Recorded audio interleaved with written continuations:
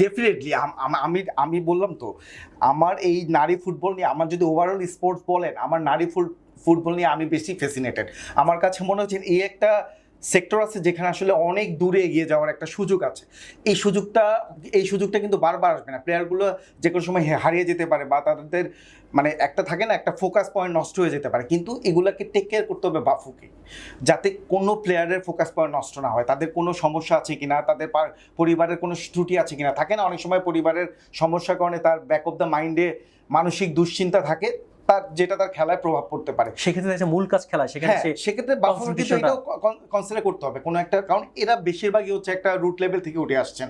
এরা অনেক দিন ধরে খেলে, হয়তো আর্থিক অবস্থা এখন অনেকটাই বেটার, বাট তাদের পারিবারিক যেই বিষয়গুলো সেটা কিন্তু অনেকটাই রুট লেভেল। তো ফলে বাফুফেকে নিজ উদ্যোগে ওইটাও খেয়াল করতে হবে যে ওর পরিবারের কেউ অসুস্থ কিনা, বা ওর বাড়িতে ঠিকমতো খাওয়া দাওয়া হয় কিনা, এগুলিও টেক কেয়ার করতে হবে, কারণ এটা এই অংশ হয়ে গেছে।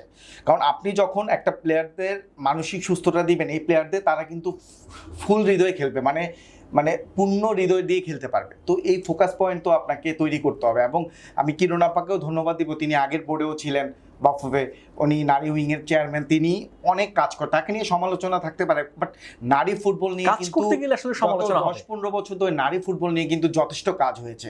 আমি যেটা শুরুতে বলেছিলাম যে আসলে নারী ফুটবলের আজকের যে অবস্থাটা, সেটা মূলত এসেছে ওই যে স্কুল ফুটবলটার থেকে।